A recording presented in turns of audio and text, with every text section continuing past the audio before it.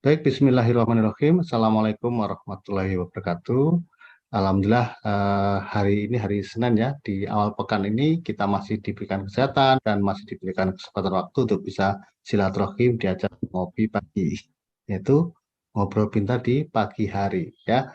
Sebelum mulai, Bapak Ibu, marilah kita membaca basmalah bersama-sama ya. Semoga kita semua bisa mendapatkan ilmu yang berkah dari acara pagi ini.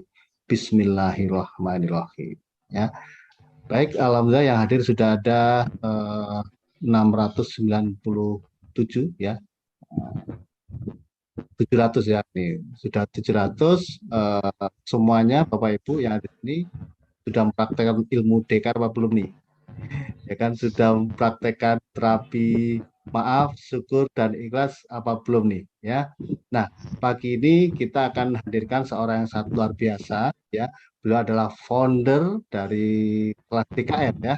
The foundernya langsung dan beliau adalah top reward leader sukses di Armadilly yang nanti akan menyampaikan kenapa Bapak Ibu harus mempraktekkan terapi maaf, syukur dan ikhlas. Baik, saya hadirkan beliau adalah Bapak Haji Harun Ar-Rasyid. Assalamualaikum Pak Haji. Waalaikumsalam warahmatullahi wabarakatuh, Mas Eko Purnomo. Ya. Oke, Masalah.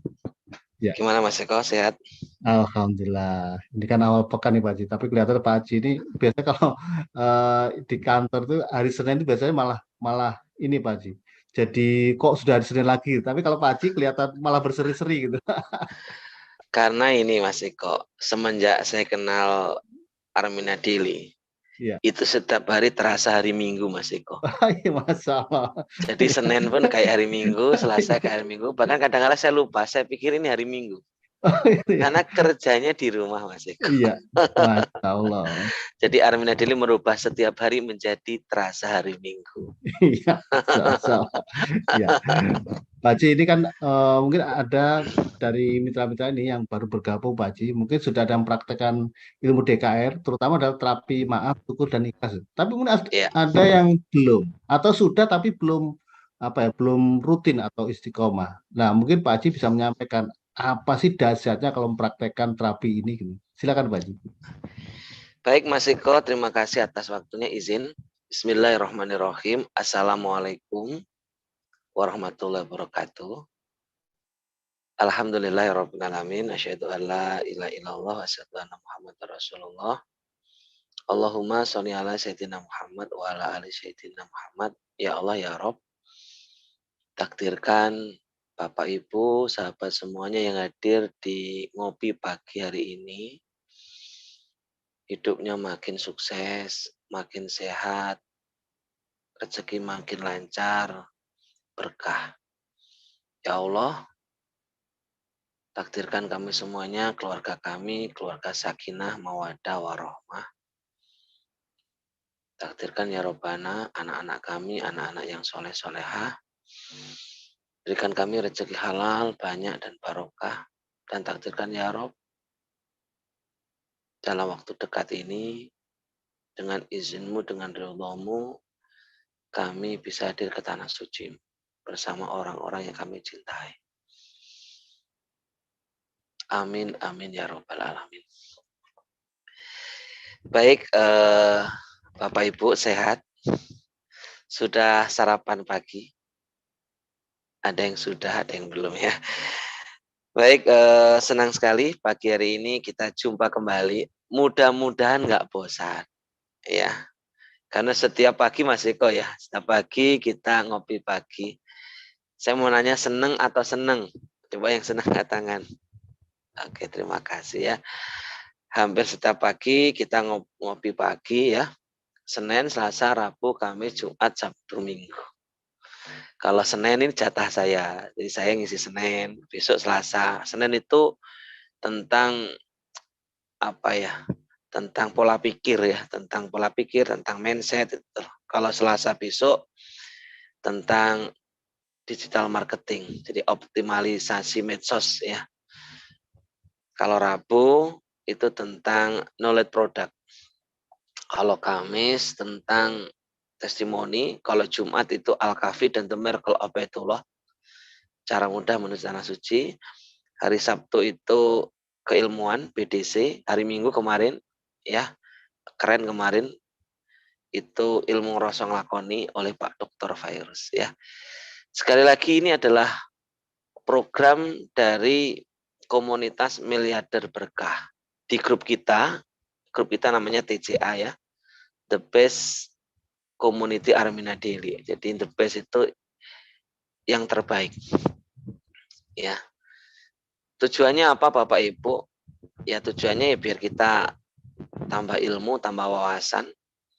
Karena kita nggak mungkin sukses di Armina Daily, nggak mungkin jadi miliarder kalau kita nggak berilmu. Ya, kita nggak mungkin di Armina Daily daftar terus nggak pernah ngilmu minta sukses, itu nggak mungkin ya. Makanya ibu bapak yang baru gabung ya ataupun sudah lama gabung, jangan pernah kita bosan untuk ngilmu. Semakin banyak kita ngilmu, maka sebenarnya bisnis di Armina Daily itu gampang banget. Semakin kita kurang ilmu, maka bisnis Armina Daily yang mudah itu jadi sulit. Ya.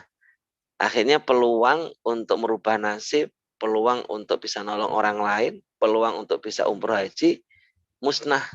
Kenapa? Karena kita nggak mau ngilmu, nggak mau merendahkan hati, nggak mau membuka pikiran, nggak mau membuka hati. Ya kayak botol, kebetulan ada botol. Botol ini kalau ditutup, Bu, dimasukin apa saja nggak bisa. Sama pikiran kalau hati kita tertutup, maka dikasih ilmu nggak bisa. Ya, nggak bisa. Saya sudah tahu kok. Saya sudah ngerti kok. Memang dari dulu saya itu begini, Pak Harun. Emang bawaan dari lahir, botolnya tertutup. Coba dibuka, insya Allah bisa diisi. Sama. Kenapa sih kok hidup kita ini nggak kemana-mana? Gitu ya? Kok stagnan? Bisa jadi botolnya nggak dibuka. Ya, botolnya nggak dibuka. Makanya saya mengibaratkan orang ilmu itu seperti orang terjun payung. Parasut ya. Terjun payung itu parasutnya harus dibuka. Bak gitu. Maka dia akan selamat. Coba kalau parasutnya itu ditutup, maka dia akan mati. Sama. Kalau orang nggak mau buka pikirannya, nggak buka hatinya, dia akan mati. Mati dalam ilmu, ya mati dalam rezeki, mati dalam hidup tapi nggak hidup. Jadi kita hidup tapi kemanfaatan nggak ada. Punya keluarga tapi nggak pernah menemukan kebahagiaan. Ya, jadi hidup hanya sekedar hidup. Gitu. Kenapa? Karena tertutup. Yang nutup itu apa? Namanya kesombongan. Ya, merasa bisa ngeremehin ilmu, merasa tahu. Makanya hati-hati penyakit yang namanya merasa. Orang kalau udah merasa sehat, ya nggak mau jaga kesehatan. Orang kalau udah merasa tahu, nggak mau belajar. Ya, baik Bapak Ibu, saya undur-undur tadi biar nunggu sampai 1000. Ini tinggal 1, alhamdulillah 1K. Izin Bapak Ibu, pagi hari ini kita sharing ya, kita sharing-sharing, nanti ambil manfaatnya.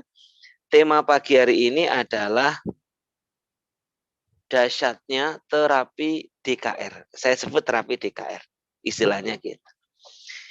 DKR itu ada beberapa terapi Bapak Ibu. Tahu terapi ya? Terapi itu apa ya Mas bahasa lainnya terapi? Masa pengobatan ya? Ya mungkin lebih Gitu bisa ya kali. terapi. Kalau pengobatan kira nanti kita sakit. Pokoknya Iya. terapi paham ya. Kalau nggak paham ya pura-pura paham ya. Terapi ini kelihatannya sederhana. Kelihatannya bagi yang nggak paham. Tapi bagi yang ngerti, ini terapi ini dahsyat. Bukan amalan loh ya. Bukan amalan. Kalau amalan nanti pikirannya kemana-mana nanti. Ini terapi. Seperti kalau Mas Eko capek gitu ya. Berarti yang capek itu apa Mas? Otot apa otak? Otot ya. Otot. Kalau capek Mas Eko ngapain biasanya? Dipijit ya. Pijit. Ya, Terapinya terapi bisa pijit. dipijit atau terapi apalah. Akupunktur atau terapi apalagi ya, bekam, terapi bekam. bekam atau terapi inframerah, itu ototnya yang bermasalah. Yang jadi masalah itu kan ini bukan soal otot, tapi otak, Mas. Terapinya kan nggak bisa dipijit otaknya. Bayang otak itu empuk. Kalau kepijit kan malah repot.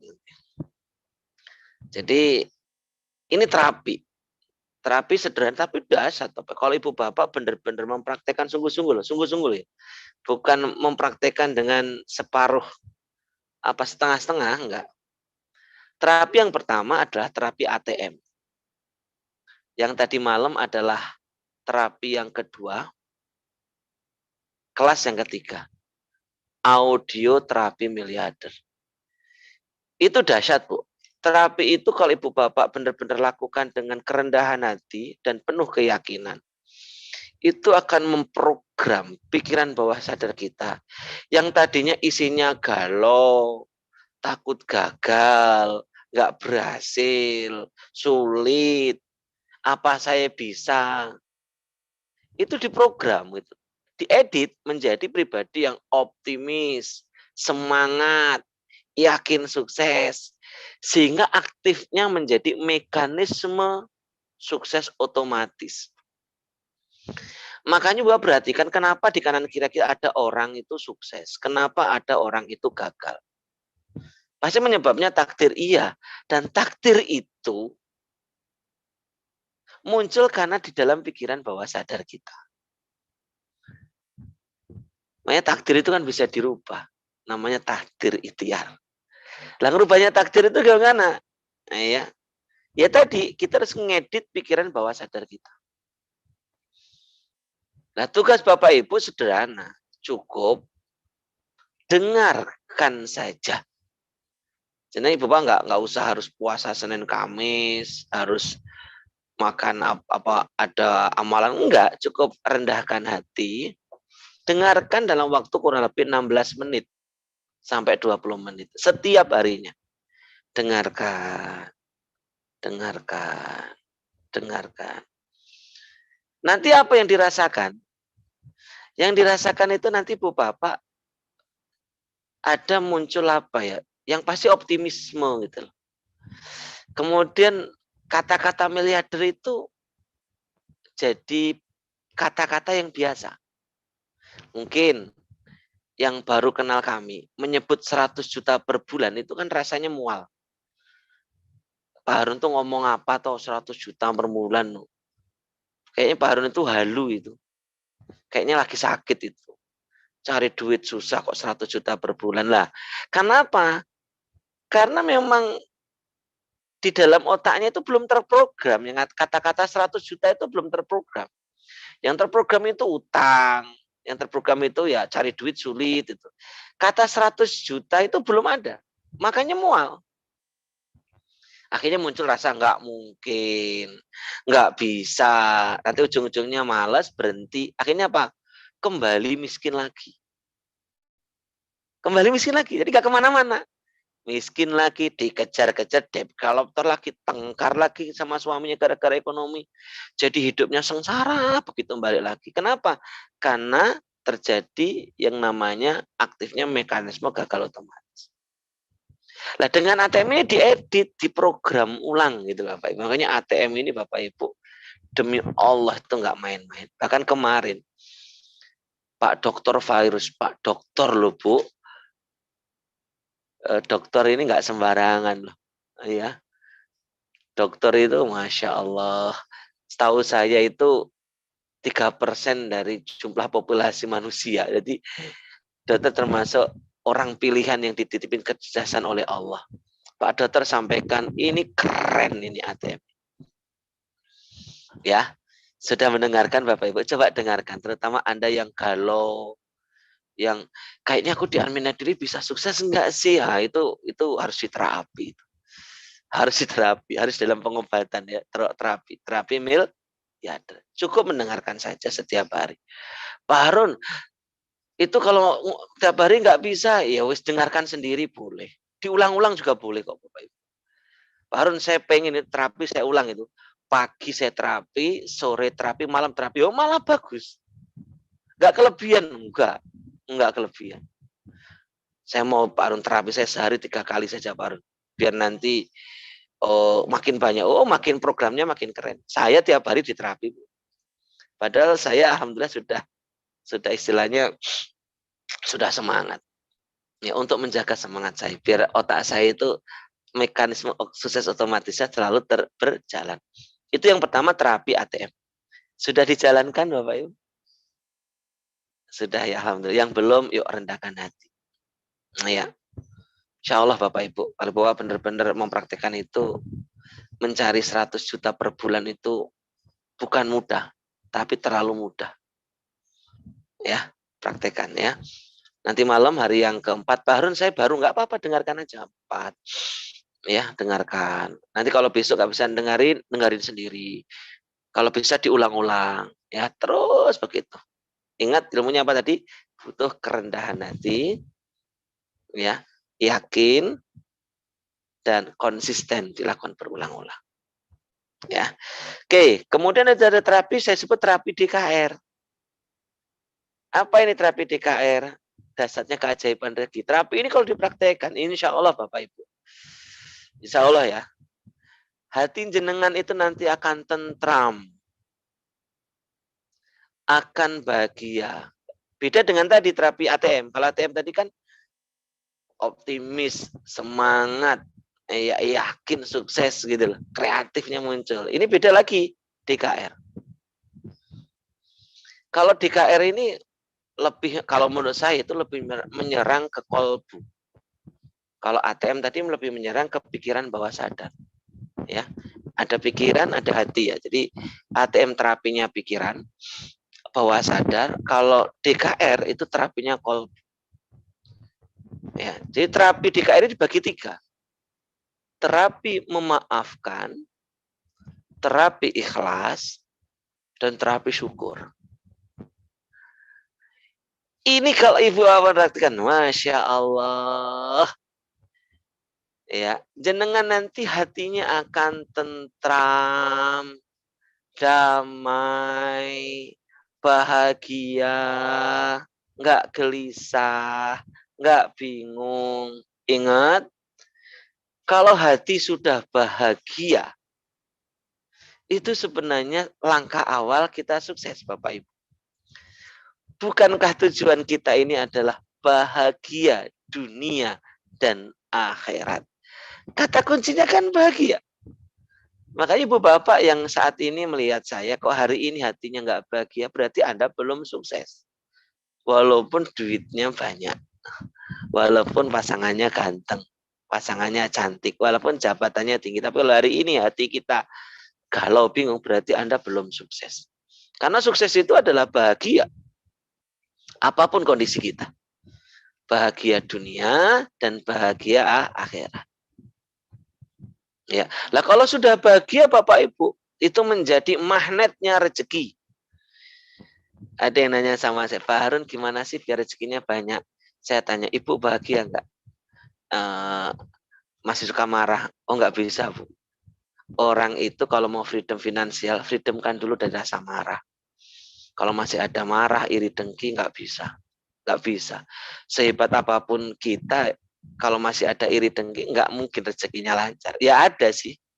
Hanya sekedar untuk hidup ada, tapi nggak sampai berlimpah ruah itu enggak. Jadi kalau udah hati bahagia, itu akan menarik rezeki dari berbagai arah. Kenapa?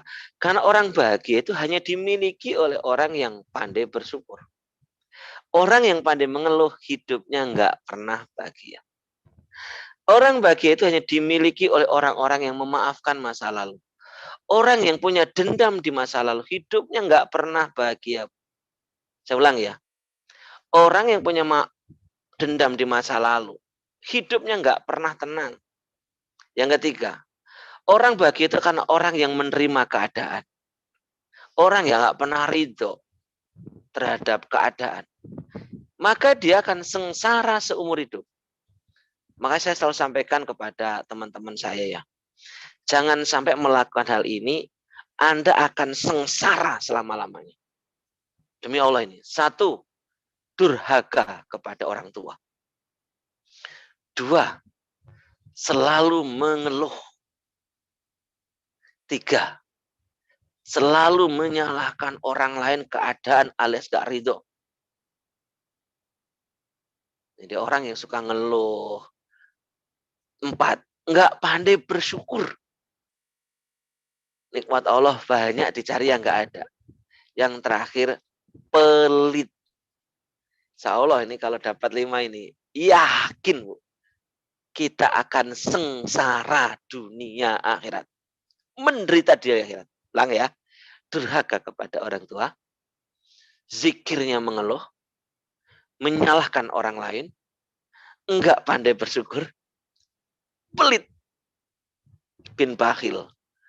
Buat umroh pelit, buat kurban pelit, buat sedekah pelit, sampai pelitnya itu buat makan sendiri aja, itu mikirin.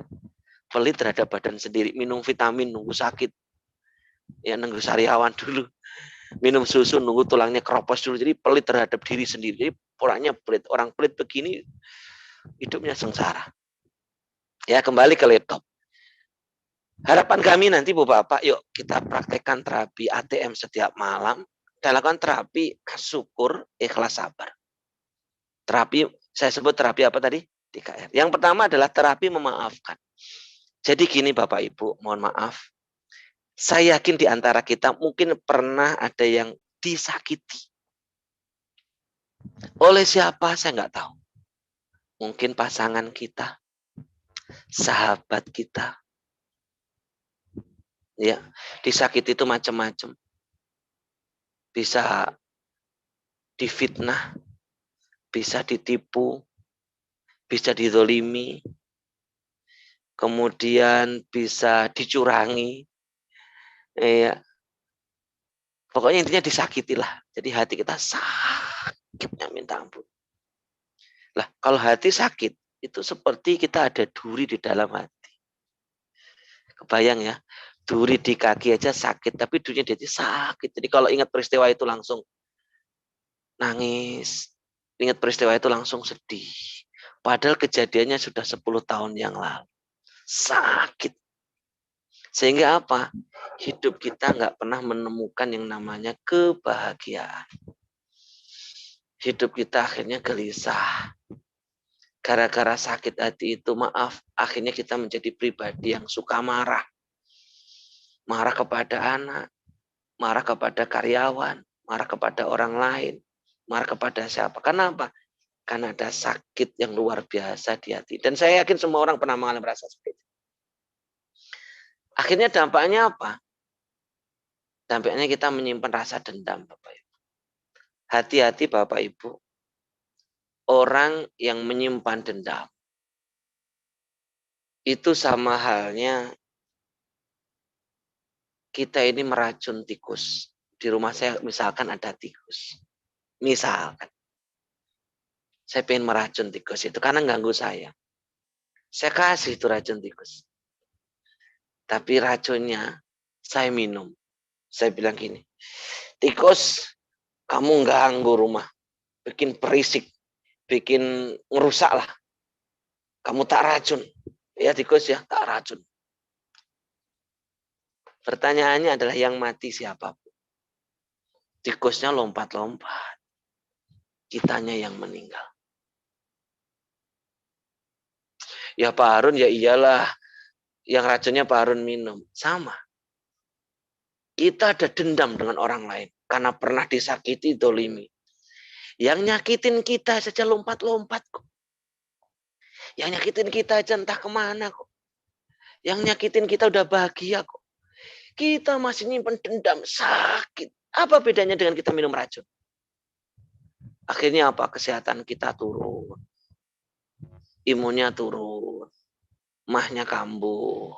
Jantungnya kambuh. Kena kanker. Makanya kanker disebut penyakit dendam. Mah disebut penyakit dendam. Penyakit marah. Makanya kalau orang sering mah pasti ditanya. Ini ya banyak masalah ya. Insya Allah Bu, penyakit mah itu dengan memaafkan sembuh. Insya Allah.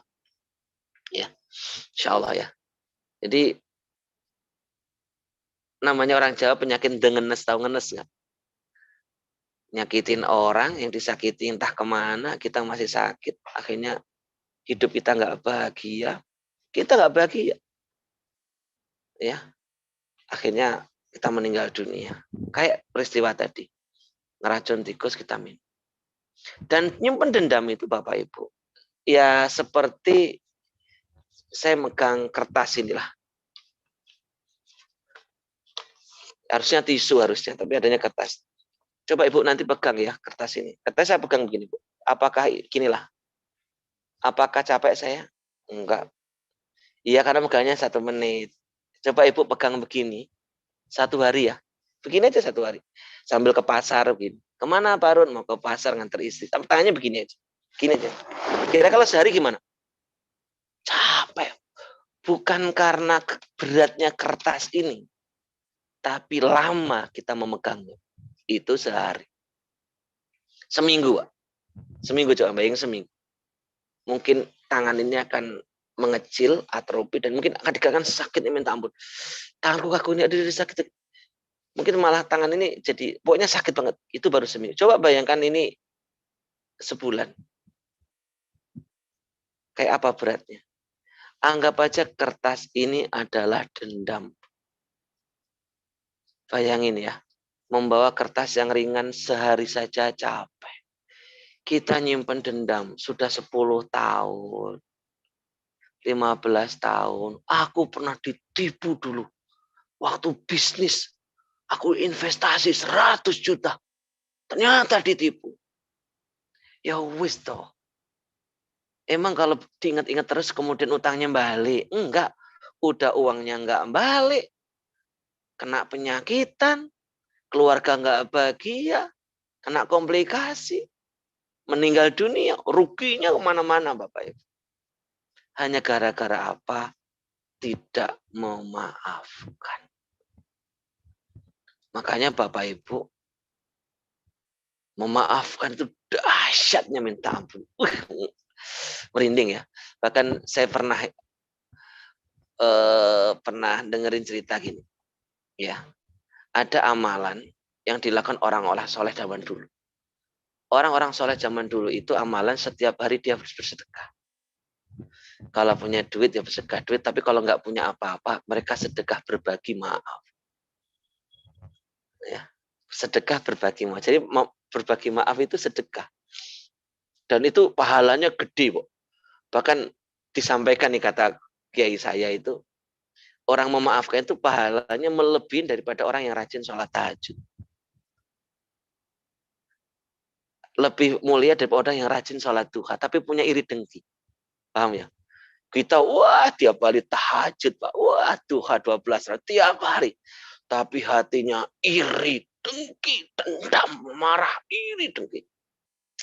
Itu masih mulia orang yang memaafkan walaupun nggak pernah tahajud. Kata guru saya, mohon maaf dikoreksi kalau salah. Tapi lebih mulia tahajud memaafkan, ya sempurna. Jadi memaafkan itu dahsyat.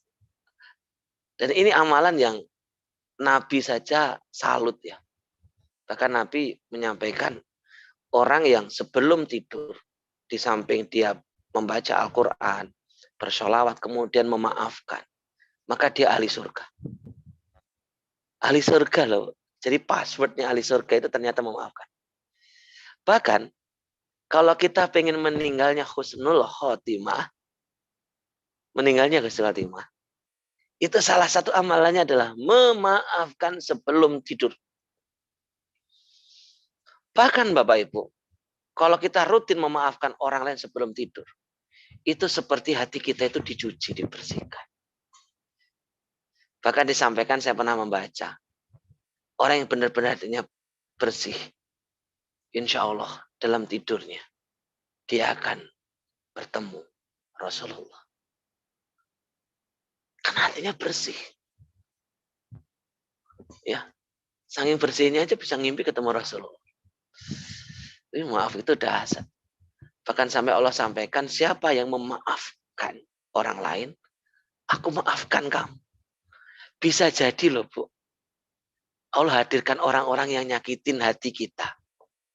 Dengan tujuan biar kita dapat pahala maaf. Paham ya kira-kira ya? Ada orang nyakitin kita di kan, kok aku disakitin ya, kok memang Allah sengaja datangkan itu biar kita ini memaafkan dan kita bisa mendapatkan passwordnya masuk surga. Passwordnya ketemu Rasulullah. Passwordnya husnul khotimah. Itu dahsyatnya memaafkan. Dan memaafkan Bapak Ibu. Sekali lagi, bukan berarti kita lemah. Justru memaafkan itu artinya kita kuat. Memaafkan itu bukan berarti membenarkan salahnya orang itu. Bukan. Tapi memaafkan itu adalah karena itu perintahnya Allah, perintahnya agama. Memaafkan itu bukan berarti urusannya selesai. Misalkan saya punya masalah dengan seorang nipu saya, kemudian saya maafkan. Bukan berarti uangnya balik. Enggak. Tapi paling tidak hati saya tidak terluka. Walaupun uangnya enggak balik, tapi hati saya bahagia, saya bisa move on. Ya. Daripada kita dendam, uangnya enggak balik, ruginya dua. Jadi sekali lagi, memaafkan bukan berarti memaklumin dosanya orang lain, bukan berarti kita lemah, tapi memaafkan karena memang itu perintahnya Allah. Yang kedua untuk mengobati hati kita luka, dan insya Allah memaafkan itu Allah angkat derajat kita. Keren ya memaafkan. Cuma jadi masalah. Memaafkan itu nggak gampang, Bapak Ibu. Nggak gampang. Disakiti kok dimaafkan itu kan nggak gampang. Makanya lah dibantu dengan terapi memaafkan. Ini saya sedikit cerita ya, dasarnya memaafkan. Dulu udah pernah cerita ya. Dulu ada orang stroke.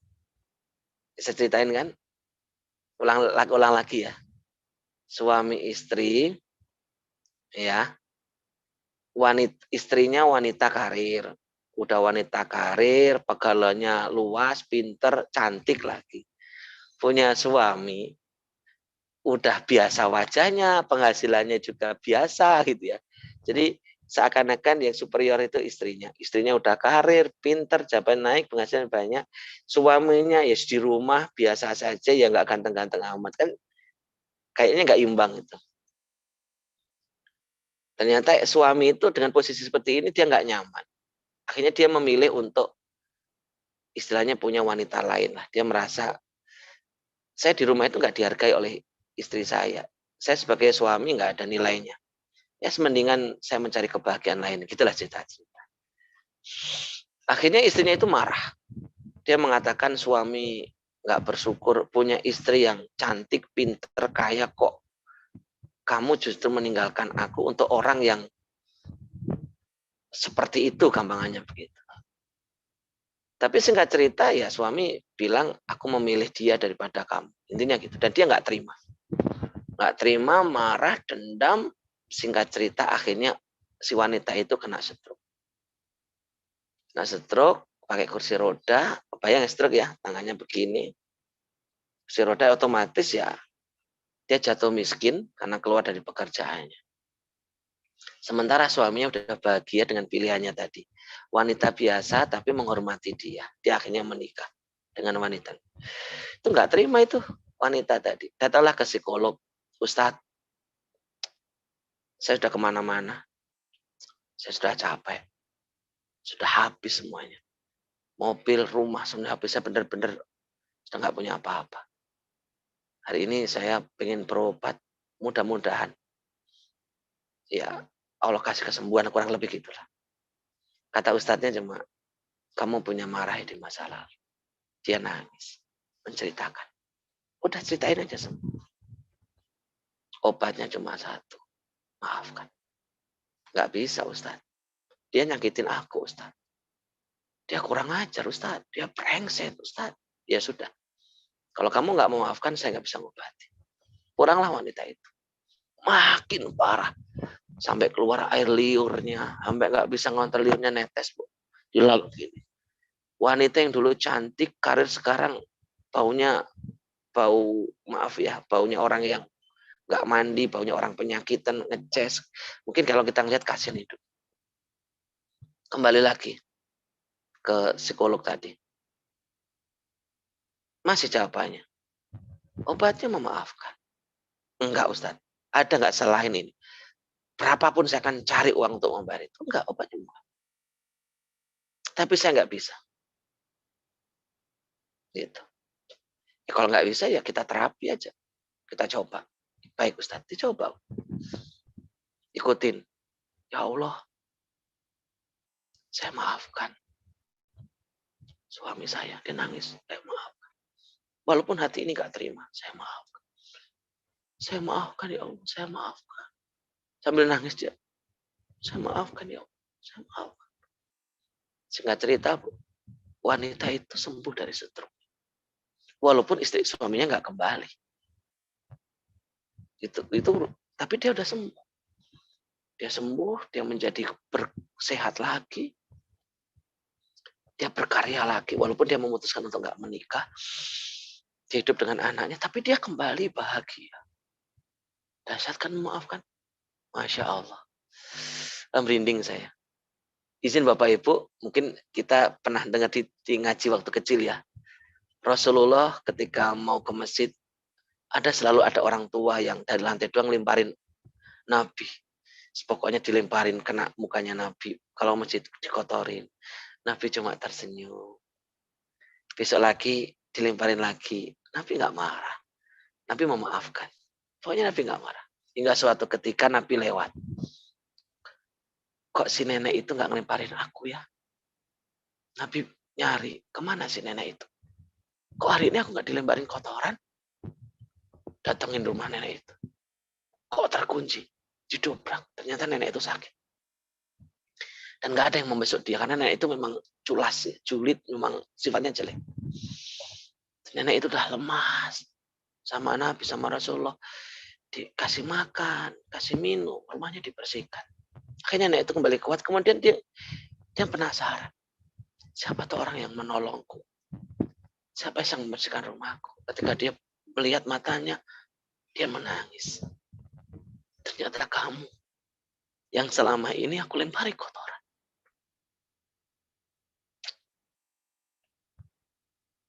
Apa yang dilakukan nenek? Mulai hari ini, aku memeluk Islam. Asyhadu alla ilaha illallah. Asyhadu anna Muhammadar Rasulullah. Itu gara-gara memaafkan. Ini ada cerita lagi, ini kisah nyata. Namanya Bu Vivi. Mohon maaf saya sebut namanya.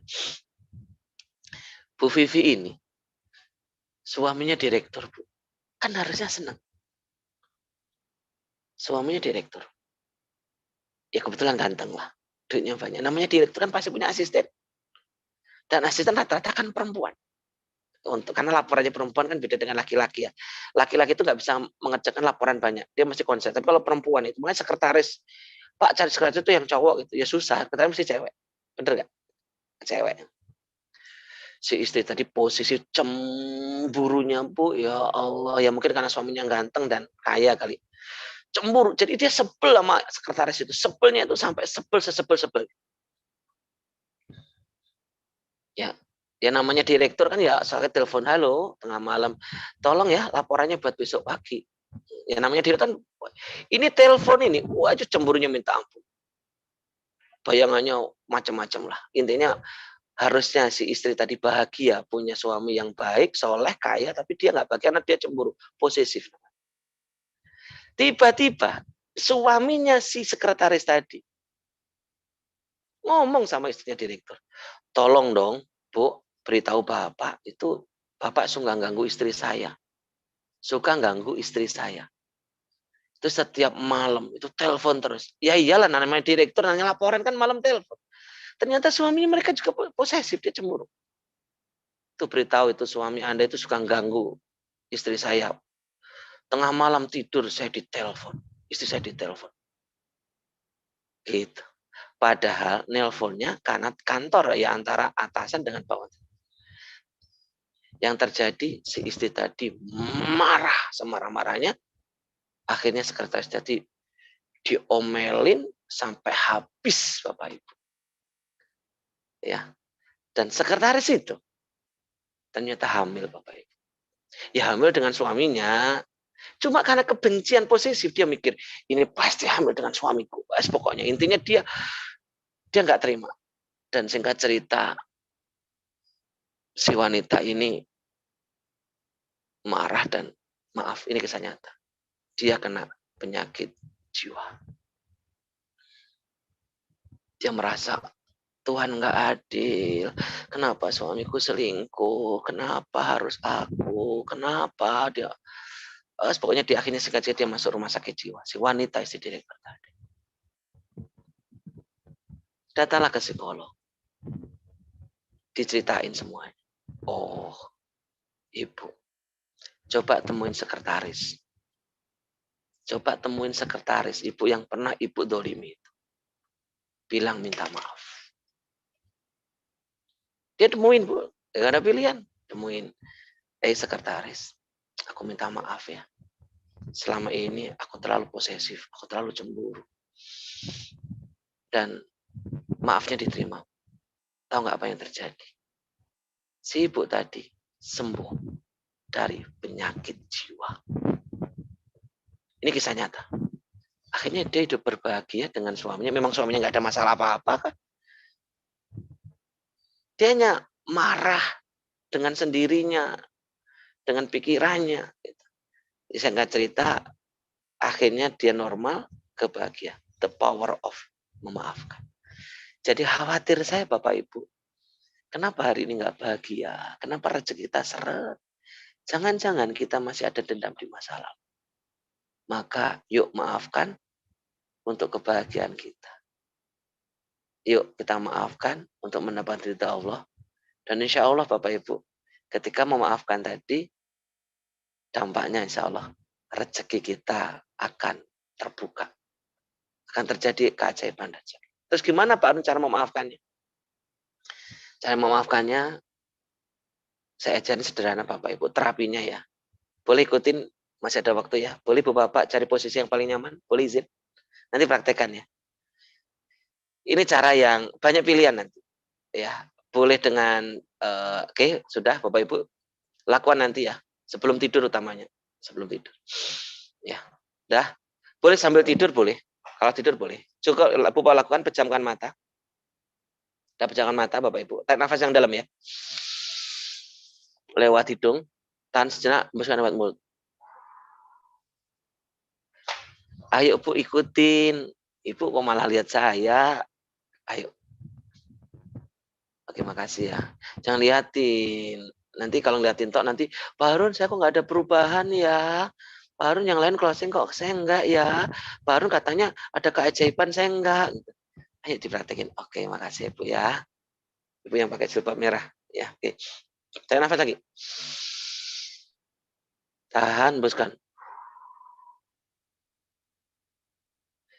Pak Harun ini apa? Ini namanya relaksasi. Ketika kita relaksasi seperti ini Bapak Ibu, nanti ada hormon, namanya hormon endorfin ya. Hormon kebahagiaan akan muncul dari kelenjar pituitari di sini. Nanti muncul hormon itu. Sebenarnya tujuannya kita merangsang hormon kebahagiaan aja. Relax gitu, Bu. Dan kita biar masuk ke gelombang alfa. Gelombang alfa itu gelombang biar kita bisa mudah diprogram gitu. Yang seperti disampaikan Dr. Virus. Hembuskan. Tarik nafas lagi. Hembuskan lagi. Gimana Bu? Udah rasa nyaman? Tarik nafas lagi. Ini aja udah nyaman loh. Oke, hembuskan. Kita nafas lagi sampai benar-benar nyaman. Oke. Boleh diam, boleh tangan kanan ditaruh di dada, di jantung boleh. Kayak saya gini boleh. Kenapa? Di sini kan jantung ya. Jantung ini kan pusat kelistrikan ya. Makanya orang mati hidup itu kan dicek jantungnya. Pegang di sini, usap dengan pelan. Ikutin saya ya. Bismillahirrahmanirrahim. Ya, Bu Bapak boleh hadirkan masa lalunya boleh. Masa lalunya atau seseorang yang pernah nyakitin kita ya. Entah pasangan, entah sahabat yang kita atau karyawan yang kita percaya atau teman yang selama ini kita percaya. Kemudian ibu kita atau pokoknya yang menyakiti kita, coba hadirkan aja peristiwa itu. Gak apa-apa hadirkan, coba hadirkan hari ini seakan-akan kejadian itu baru terjadi kemarin. Kalau seseorang yang menyakitin, hadirkan wajah seseorang itu. Nggak apa-apa kalau hari ini kita ada emosi, ada rasa marah, biarkan rasa itu nanti akan keluar. Makanya ada orang yang, Pak habis terapi kok saya seperti diruyah. Kalau ru'yah itu yang keluar jin. Tapi kalau terapi ini yang keluar sampah negatif. Beda ya. Kalau ru'yah yang keluar jin, tapi kalau gini yang keluar sampah-sampah. Kalau kelihatan itu kayak keluar sampah. Dendam itu kayak nguap. Makanya ada yang mual-mual. Kayak orang-orang ke ru'yah. Bisa hadirkan Bapak Ibu saat ini dendam di masa lalu. Entah suaminya, entah dendam kepada orang tuanya karena orang tua nggak peduli kepada kita. Kita kecil ditinggal sama orang tua kita. Dendam sama ayah, dendam sama ibu, atau dendam sama saudara, dendam sama sahabat. Siapa hadirkan hari ini? Walaupun hari ini kita jengkel, nggak apa-apa. Itu mau keluar rasa itu. Hadirkan sudah. Tatap wajah orang itu atau peristiwa itu. Cukup bilang, pandangin ya. Ya Allah, aku maafkan dia. Ya Allah, aku maafkan dia. Ya Allah, aku maafkan kejadian itu. Aku maafkan ya Allah. Aku maafkan ya Allah. Aku maafkan. Aku maafkan ya Allah orang-orang yang nyakitin aku, mendolimi aku, memfitnahku ya Allah. Aku maafkan. Dan mulai hari ini dan seterusnya, aku pengen tentram, aku pengen bahagia. Aku pengen damai ya Allah. Kalau benar-benar keluar mata, aku maafkan ya Allah. Aku maafkan. Aku maafkan ya Rob, karena kejadian itu sudah terjadi di masa lalu ya Rob. Maafkan. Aku maafkan ya Allah. Dengan sepenuh hati. Tarik nafas, keluarkan. Tarik nafas lagi, keluarkan. Alhamdulillah. Sekarang buka mata. Itu bisa menangis. Maafkan peristiwa masa lalu. Ingat, kejadian itu Allah yang datangkan. Mungkin, ya itu tadi, biar kita dapat pahala memaafkan. Biar Allah angkat derajat kita. Ingat, memaafkan passwordnya masuk surga. Memaafkan passwordnya keajaiban rezeki. Bisa jadi hari ini kita tersumbat. Sampai untuk umroh saja kita nggak sanggup. Untuk haji kita nggak sanggup. Mungkin karena kita masih ada dendam. Orang lain sama-sama di Armina Daily. Yang lain sukses. Reward tembus. Kita closing enggak. Enggak ada perubahan setelah ikut Armina Daily. Bisa jadi ada dendam di masa lalu yang belum terselesaikan. Bisa Bapak Ibu. Kalau nggak bisa, udah secara sederhana aja lah. Mau tidur itu. Mau tidur, jangan tarik nafas dulu. Biar rileks. Ya Allah, aku maafkan siapapun yang menyakitiku, ya Allah. Yang menzalimiku. Yang memfitnahku. Aku maafkan ya Rob. Tambahin dengan doa. Aku doakan ya Rob. Mereka semuanya hidupnya bahagia. Selamat dunia akhirat. Amin. Baru doa tidur. Besok lagi lakukan lagi. Ya Allah, aku maafkan siapapun yang menyakitin aku, mendolimiku, yang pernah menipuku di masa lalu. Aku maafkan ya Rob. Aku maafkan ya Rob. Saya doakan sukses. Coba lakukan. Menjadi amalan sebelum tidur. Dan itu memang orang dulu begitu. Orang-orang saleh dulu. Gitu. Bukan ilmu itu dari saya. Bukan. Coba tanya guru ngajinya. Satu amalan sederhana yang insya Allah menjadi password kita menjadi ahli surga adalah memaafkan sebelum tidur. Di samping sholawat dan berzikir dan membaca Al-Quran. Coba. Insya Allah Bapak Ibu. Kalau salah, tolong ingatan saya. Ibu Bapak yang sudah melakukan terapi tadi ngerasa plong. Terapi memaafkan. Yang kedua adalah terapi ikhlas. Terapi ridho. Seringkali kita itu nggak ridho terhadap kejadian. Kenapa sih kok harus aku? Kenapa sih kok aku yang di PHK? Kenapa sih? Kenapa sih? Pokoknya kita itu merasa dunia ini nggak ada. Kita nggak ridho. Kita nggak ikhlas. Akhirnya kita nggak tenang. Akhirnya kita gelisah. Lakukan terapi maaf. Pokoknya gini. Kalau terapi maaf itu bisa dilakukan sewaktu-waktu. Misalkan, kok aku bingung ya hari ini ya? Ya Allah, kenapa aku kok jadi gelisahin?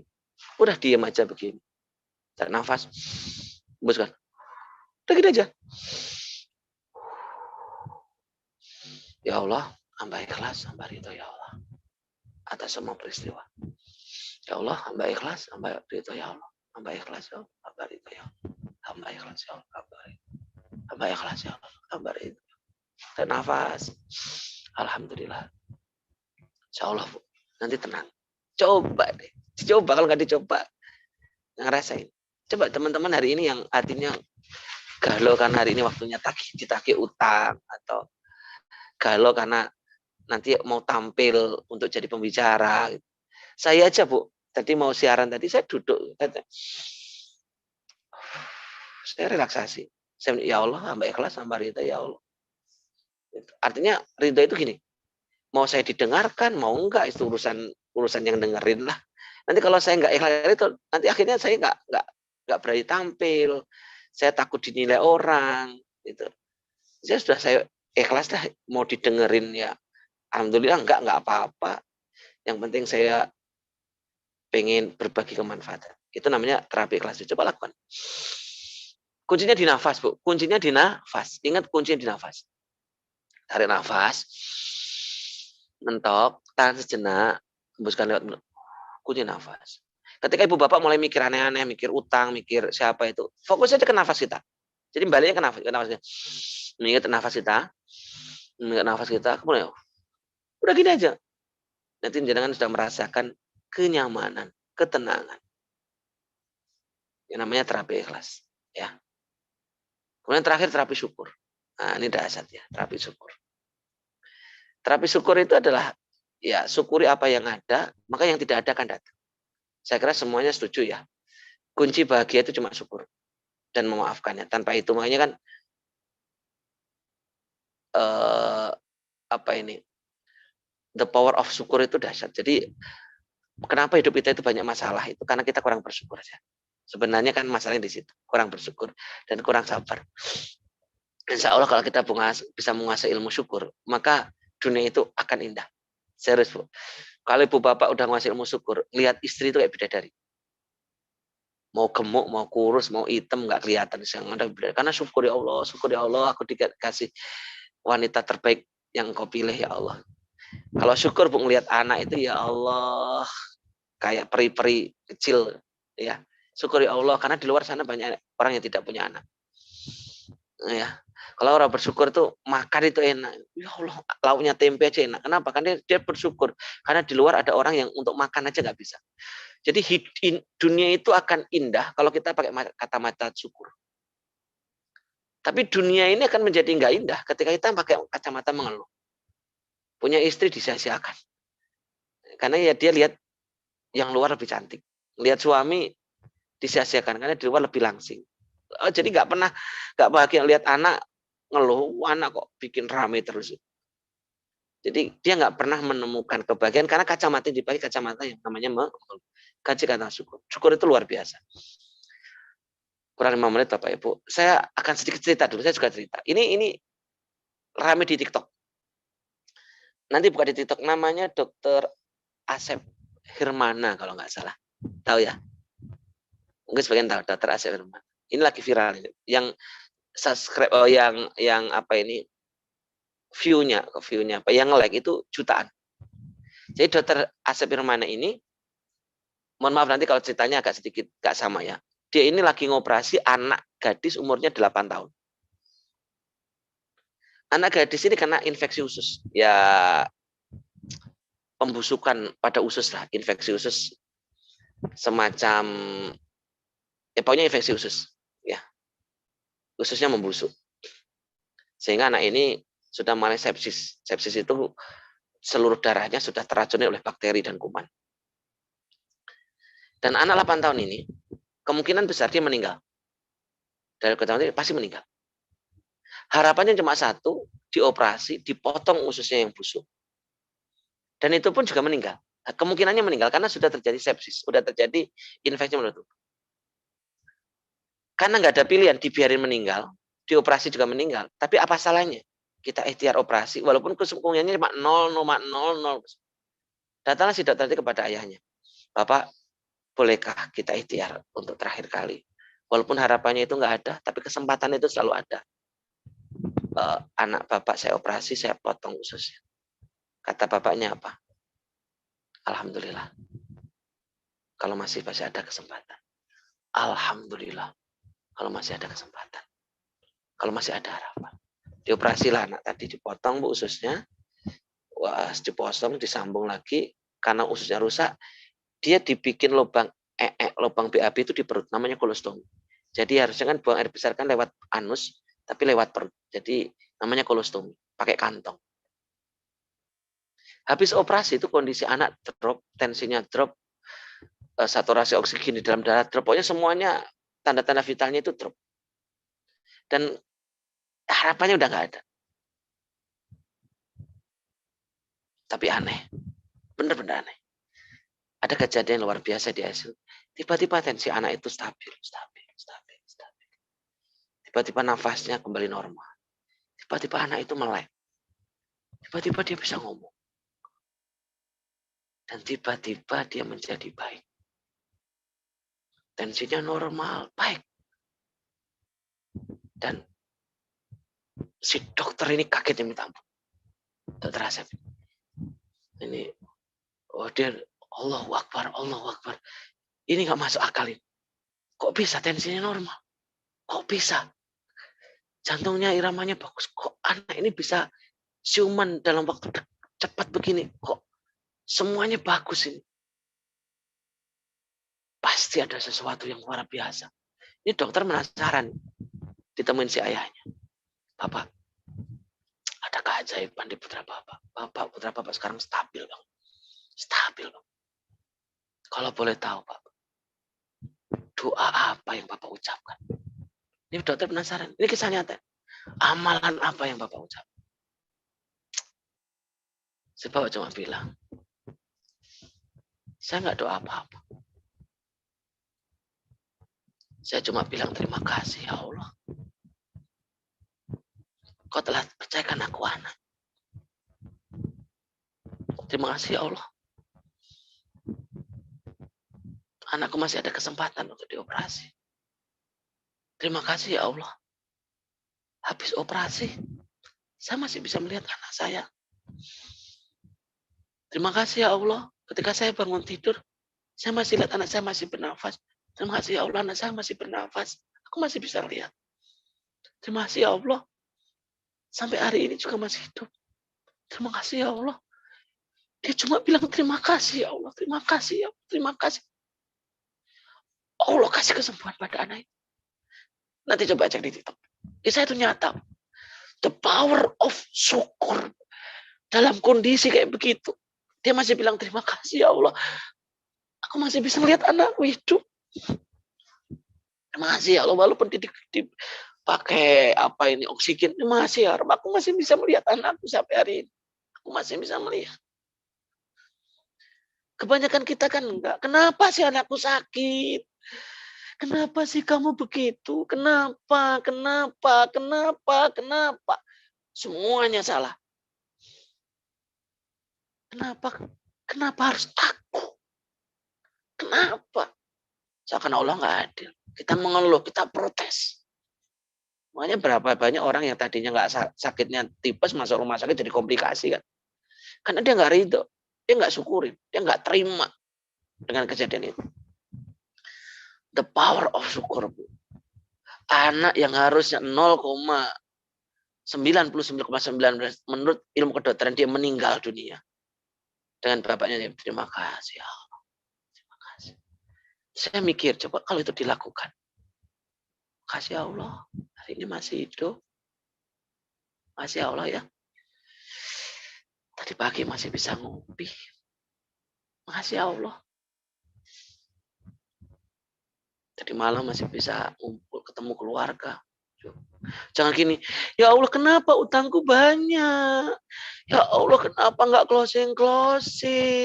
Kenapa ya Allah anakku nakal? Kenapa ya Allah suamiku nggak bisa diatur? Kita protes. Protes ke Allah tentang suami, protes Allah tentang istri, boleh tentang apa? Semuanya nggak ada yang benar. Yang benar cuma dia sendiri. Ada yang seperti itu, Bu. Kembalilah ke jalan yang benar. Sengsara kita nanti. Masalah kita hari ini adalah zikir kita sering mengeluh. Cuma itu doang. Coba per hari ini nanti. Coba Ibu bawa lakukan lah. Habis ini nanti malam tidur. Aku maafkan ya Rob. Aku maafkan masalah. Kan semua udah berlalu. Bu Bapak. Emang kalau kita nggak memaafkan kemudian orang itu terpenjara dalam penderitaan enggak, Bu. Kita nggak memaafkan itu orang itu ya tetap aja intinya gini loh, memaafkan atau tidak itu urusan kita dengan Allah. Urusan dia, selama dia masih tidak minta maaf sama kita, dia tetap dosa. Tapi urusannya sama Allah gitu. Paham ya, Bu? Coba Ibu lakukan terapi ATM dengan kerendahan hati, lakukan terapi ikhlas syukur, kita buang sampah apa yang dendam masa lalu, kita syukuri apa yang ada. Kalau sudah syukurin apa yang ada, percaya sama saya, Bu. Armina Daily itu terlalu mudah untuk dijalankan. Ingat, Armina Daily terlalu mudah untuk dijalankan. Kalau kita sudah terprogram otak kita dan hati kita. Dan Armina Daily akan menjadi sulit. Sulitnya minta ampun. Ketika kita yang terprogram adalah gagal otomatis. Dan ketika hati kita masih mengeluh. Coba syukuri, Bu. Coba syukuri ya. Alhamdulillah ya Allah, ketemu orang-orang baik di komunitas miliarder berkah, ketemu Mas Eko, orang lain tapi mendoakan kita. Siapa saya? Makasih ya Allah. Dapat ilmu banyak dari seorang dokter virus. Terima kasih ya Rob. Pagi-pagi dapat ilmu, coba syukuri. Makanya saya selalu menyampaikan ke teman-teman, Anda kalau benar-benar makan DKM, walaupun mungkin utangnya belum lunas, tapi hati Anda akan bahagia. Mungkin belum closing, tapi tentram damainya. Keluarga jadi harmonis. Hubungan dengan anak jadi baik, walaupun belum closing. Halo? Jadi jangan hidup ini diukur dengan closing dan tidak closing. Kok saya belum closing? Jangan diukur itu nggak penting. Yang penting hari ini kita makin bersyukur, makin harmonis. Itu dulu disyukuri. Makin bahagia. Oke, gimana Pak terapi syukur? Sama. Yuk, sebelum kita tutup dengan terapi syukur Bapak Ibu, mudah-mudahan manfaatnya. Bersama-sama ikutin saya. Boleh berbaring, boleh duduk. Yuk, relax. Ya, pandangin saya. Sekarang pejamkan mata. Tarik nafas yang dalam. Yuk, sungguh-sungguh ya. Ibu yang baju merah. Oke. Nafas. Bentuk. Tahan sebentar. Hembuskan. Oke. Lakukan Bapak Ibu. Nggak usah malu. Nafas. Nggak usah mikir apa-apa. Fokus saja pada nafas. Tahan. Hembuskan. Oke, sekali lagi. Nafas ini kalau bisa 7 kali harusnya Bapak Ibu. Kalau bisa. Makin sering makin rileks. Oke. Hembuskan. Sudah. Relax nyaman. Kayak tadi tangan kanan boleh ditaruh di dada. Usap. Ikutin saya ya. Bismillahirrahmanirrahim. Ayo Bapak Ibu ikutin. Bismillahirrahmanirrahim. Hadirkan rasa syukur kita. Peristiwa kejadian apa sekecil apapun yang terjadi di hari ini. Yuk kita syukuri ya. Ya Allah, terima kasih ya Allah. Alhamdulillah, hari ini, detik ini, aku masih bisa bernafas. Masih bisa bernafas ya Allah. Engkau masih ada beri kesempatan kepada hamba-Mu ini untuk bertobat, untuk memperbaiki diri, untuk menyayangi keluarga, untuk memuliakan banyak orang. Ya Allah, makasih. Alhamdulillah. Hari ini badanku sehat. Masih bisa makan enak. Tadi malam tidurku nyenyak. Terima kasih ya Allah. Alhamdulillah.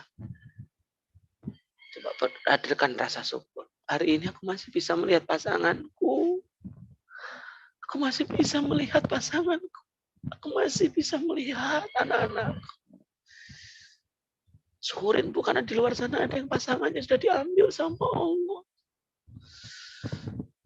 Ada yang anaknya sudah diambil oleh Allah. Orang tuanya diambil. Kita masih berkumpul syukurin. Masih ya Rob.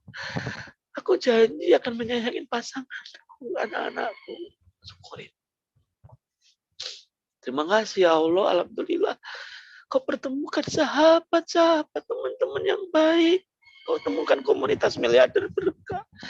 Saya kenal Bunda Ana, Mas Eko, Mbak Afifah, Mbak Resti. Saya nggak kenal mereka, tapi mereka baik.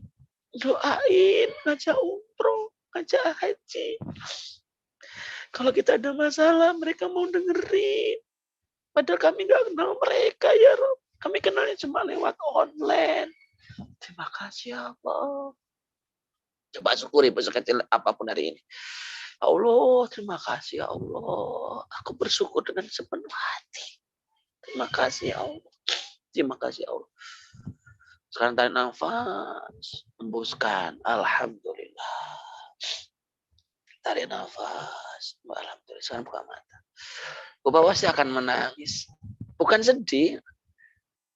Nangis karena bahagia. Nangis gimana ya? Nikmat Allah itu terlalu indah gitu loh, Bu. Masya Allah. Maka sampai ya nih Allah tuh banyak bertebaran. Cuma karena kita pakai kacamata ngeluh gitu. Bidadari di rumah kita nggak kelihatan. Masya Allah. Komunitas positif nggak kelihatan. Oke, Bapak Ibu, itu terapi DKR. Coba lakukan dengan sungguh-sungguh. Insya Allah, Bu. Kalau ini kita sungguh-sungguh, Anda akan merasakan keajaiban luar biasa. Udah percaya, alhamdulillah diri nanti jalan dengan sendirinya. Auto closing, otomatis nanti alhamdulillah diri akan jalan. Masa saya sampaikan, praktekkan DKR dulu.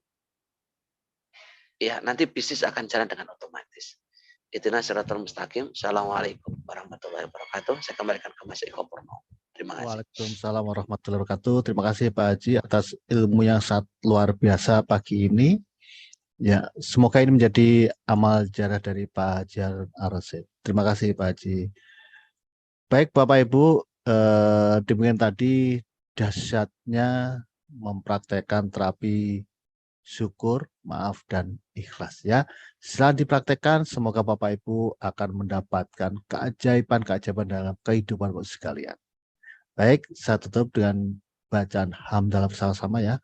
Alhamdulillahirabbil alamin. Mohon maaf batin. Wassalamualaikum warahmatullahi